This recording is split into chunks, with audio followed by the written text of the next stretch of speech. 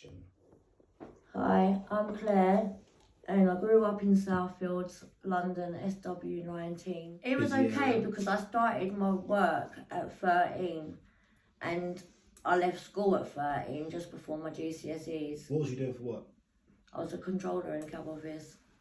Okay. Before that I was a PA in Wimbledon Village. I earned good money, I had a good life until I was abused. And then my man who I was with for a long time went to prison. I had 3 breakdowns. I lost my children. When you say you was abused, what do you mean? You don't have to tell us. I was in a violent relationship. Okay. And my husband turned schizophrenia. So even when there was someone living in the cupboard and everything, and he used to abuse me every day. Yeah. But then he went to prison. I had a breakdown. I couldn't cope with it. And basically, I just had a baby when all this had happened. And how many babies? I've got 7 kids. How many times have you given birth? I've given birth 7 times. But I could have had 13 kids because I had pregnancies, but it was just a sac and there was no heartbeat. So I had to have that removed. But I gave birth naturally to all my children. I didn't have no epidural, no nothing. I just had gas and air and pethidine. When was the first time you came into contact with drugs? It doesn't have to be crack. I come into contact with drugs when I was little. My dad smoked weed, and then my sister's boyfriend, they all supplied coke, in South London. They run South London with the coke. Big time dealer, got nicked, and he went to prison he got life. So he went to prison for 10 years. Yeah, I got burnt when I was 12. Okay. Well, how? Well, I had a hole in my nightdress here. It was my favourite nightie that my uncle had bought me from Marks and Spencer. My sister was in bed, heavily pregnant with my niece. The night before, she had a false alarm in labour. So if she was in the hospital, I would have died. Yeah. So what happened was, I had this hole. My sister's cigarettes were next to me there, and she had an orange throwaway lighter. So I picked up the lighter and I started burning the thread. You know how you burn cotton, or you get a cigarette and you burn the cotton, and it caught a short end. So what I tried to do, I tried to tap it out. So when I was trying to tap it out, it was causing wind, so it made the flames go higher. So I ran into the kitchen because I didn't want to get into trouble, and there was an ice cream container full of water on the side. So I poured this over my head, but it had bleach in it, so the flames went high. So I had to run into my sister's room. I woke her up, and all she saw was the fire, so she pulled the nightie off from behind me, and she put the nightie out, and then she rolled me in the rug. And then she put me in the bath with lukewarm water, and she was put in the shower. And she said to me, "Oh, it doesn't look that bad. I'll take you to the doctors and we'll get straight to burns unit." And I was vomiting and everything. And then they operated the next day. And then when I come back from theatre, they didn't do the dressing. And my mum said to me she could see everything moving around in my chest. She could see my heart beating and everything because it was so raw. They took the skin from my leg. And I'll tell you what, the skin on my leg, where they removed it, they done it like with a potato scraper. And where they done that hurt more than the actual burn. Who done that? Doctors? Yeah, I got skin grafts, I had staples and stitches. Yeah. And then I stayed in hospital for 6 months. And then the boyfriend I was going out with, called Ashton, he brained round the crack. And he said to me, "Have you got a bottle?" And I said... So you was 13? No, I was 18. My mum said to me she'd rather let me smoke a spliff than a cigarette because it's more healthier. Yeah. So when I was 18, I lived in Malden, and I just had my Brooke. She was 2 years old. She's 26 now. So she was asleep in her bedroom. Ashton come round. He asked me whether I had a bottle, so I had a pint-sized milk bottle, like the plastic bottle. So he made a pipe out of that, and when I took it, I loved it. So I didn't know any dealers at that time. Yeah. I didn't know where to get it from. I didn't know that it was about was you hooked straight away? Or no. You just liked the feeling? I just liked the taste of it because I like taking cocaine, going going clubbing, all that. I've been clubbing since I was 13. My dad died 4 years ago. I was very close with my dad. I had to move in with him because my mum's husband was really abusive. Like when I come out of the hospital just to come home for the weekend, I just had my skin graft and he hit me on my chest and my skin. I had the operation when I was 12. 12. Yeah, I just come out of the hospital just to go home for the weekend, and he was violent when he drank. He used to drink scotch, like pints of scotch, and he was violent towards my mum and me, and he hit me on my chest and my skin fell off, and then they allowed me to go out at weekends and I had to be in on a Friday and Saturday night by 12 o'clock. So I used to go to the pub and that, and this particular night I was taking E's for the first time. Yeah, Saturday night it was.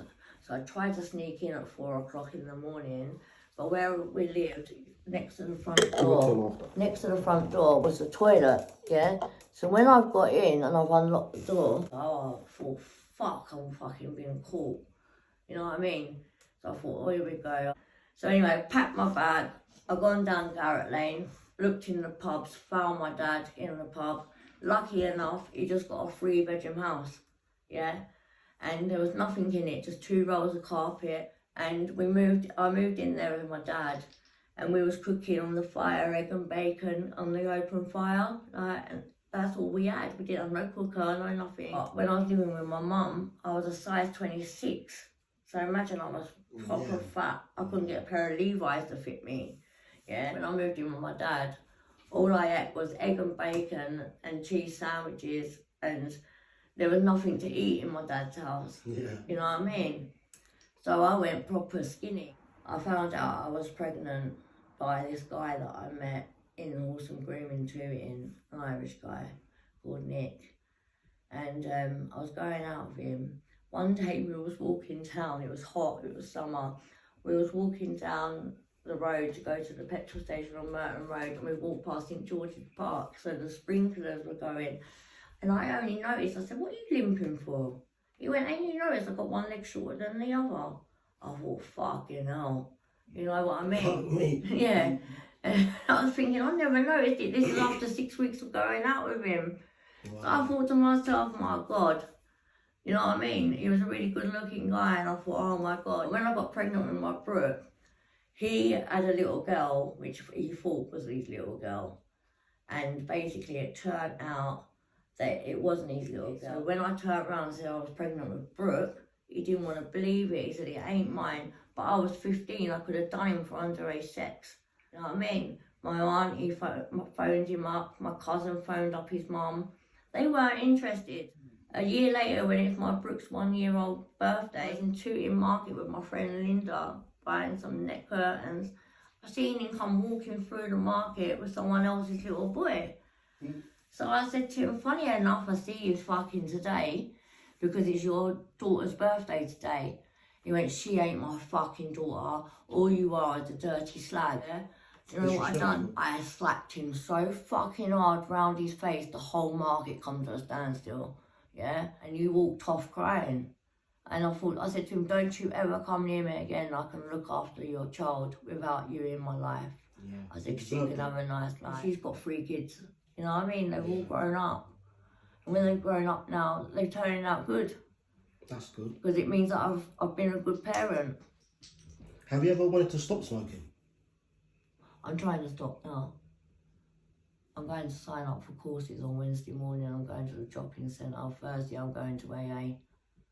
So I do want to give up. Like, have you stopped before? I gave up for 20 years. My John, when I was 18 and I was smoking, and I used to tell him, don't come round my house unless you ain't got no money, because I want money. I want you to buy a smoke for me. I used to send him to the dealer and everything. Yeah, he used to give me £20. He fell in love with me, but because I was young, I didn't want to know him as a relationship. I wasn't ready for that. You get me? So we fell out for a while, and I moved to Hastings to give it up. And I gave it up, and I rang him one day because I was going out with this guy called Clive, and he didn't come to my house for 6 weeks. So I thought, fuck him, I need some fuck. You know what I mean? I need some sex. Yeah, of course. So anyway, I've gone to my dad's house. I come back up to London for the weekend. I rang up John, and he answered the phone, and I said to him, come round to see me at my dad's. I said, I need to see you. So he said, but I've got no money or anything. I said, I don't care that you've got no money, just come round and see me. And he come round and see me, and he was shocked I didn't ask him for any money. I said to him, listen, I'll give up that shit. And I did give up the shit. And I had a lot more money. I had cigarettes every day. What brought you back onto it? Like, how did you relapse?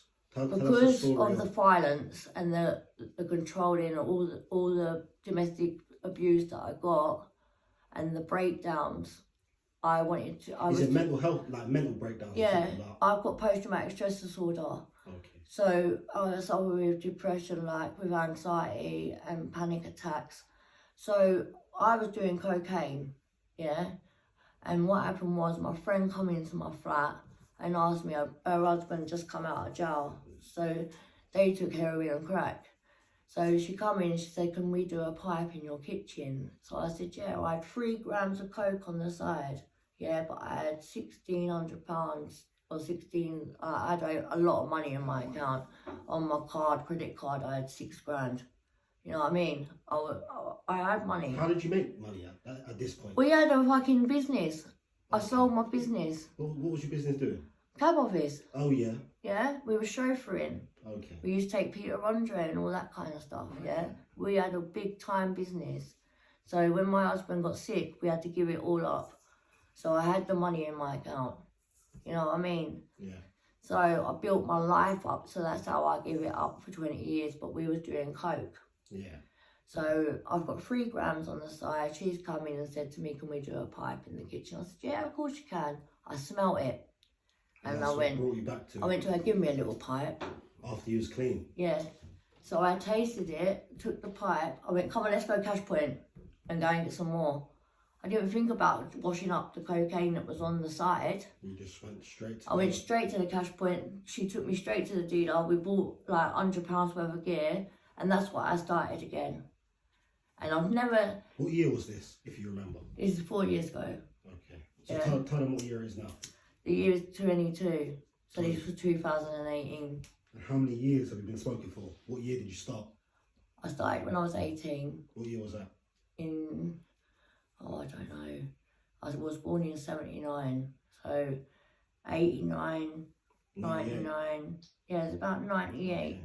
Because I gave birth to my Brooke when I was 16. She was born in 96. Yeah, it's 98. Okay. So I gave it up then. I gave up for 22 years.